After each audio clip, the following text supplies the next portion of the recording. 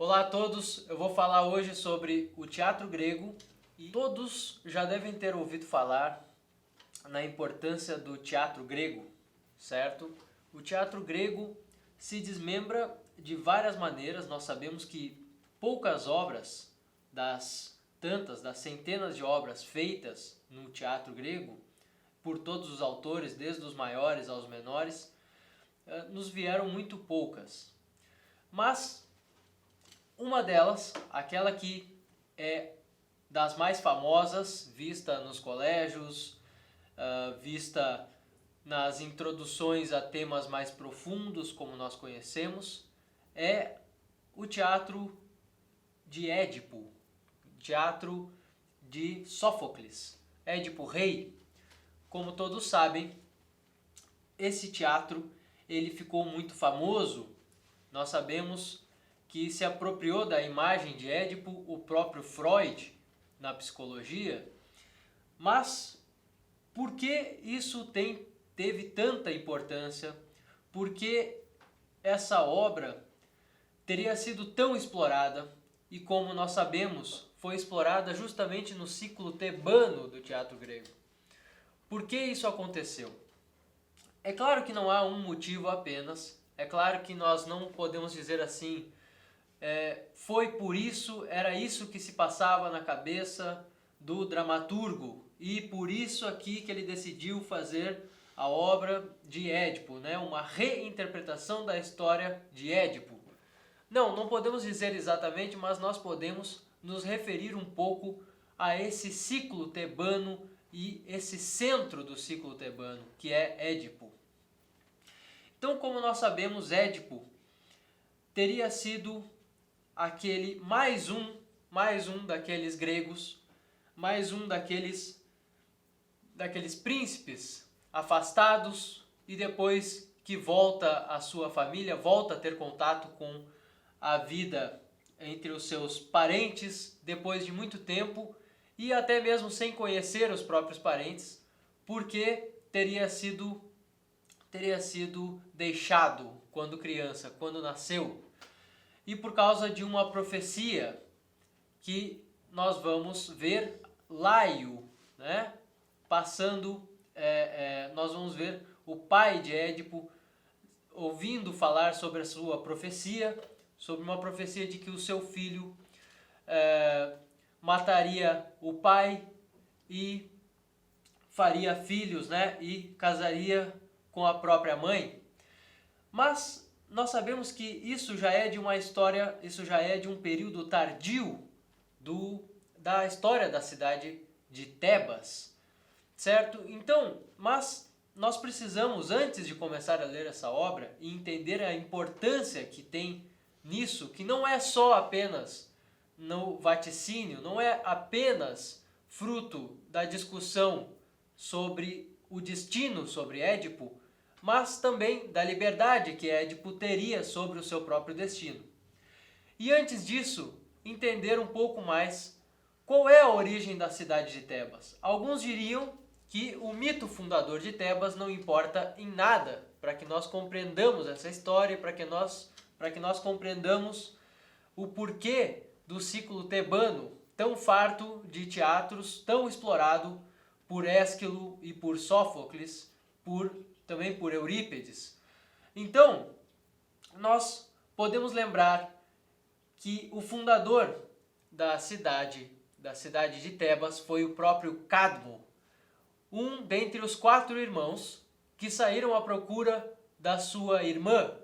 Quem é a irmã desses 4 irmãos, dos 3 irmãos mais o Cadmo, que saíram à procura dela pelo Mediterrâneo inteiro, em todas as direções possíveis, e montaram, e fundaram nos lugares onde pararam cidades. Exatamente essa irmã, nós estamos falando de Europa. Europa que teria sido raptada por Zeus.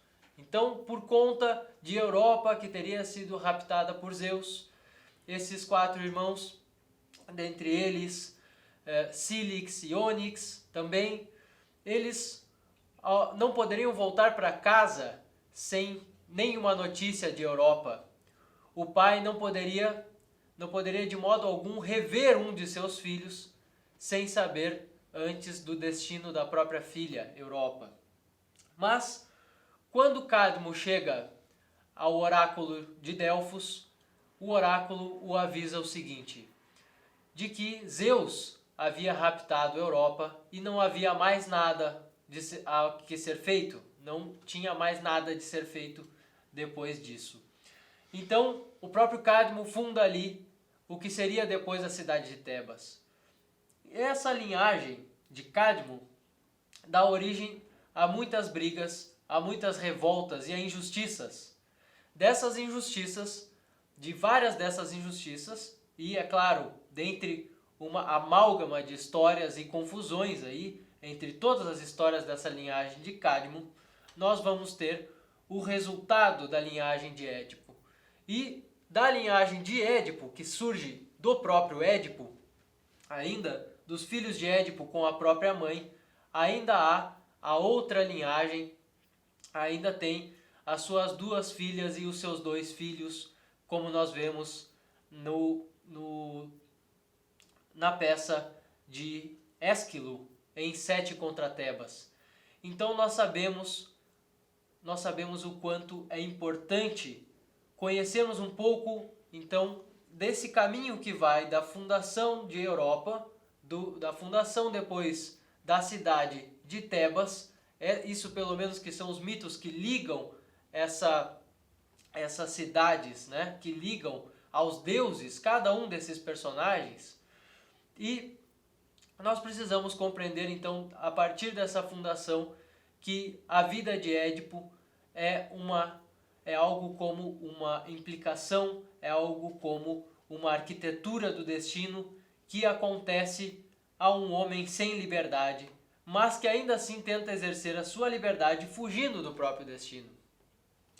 Certo? E os seus filhos, por exemplo, nós vamos ver em Polinice e Eteocles, o desfecho, né? O desfecho de uma briga sangrenta, um fratricídio, aquele que dá origem a uma nova Tebas depois da batalha, aquele que dá a entrada de um ditador.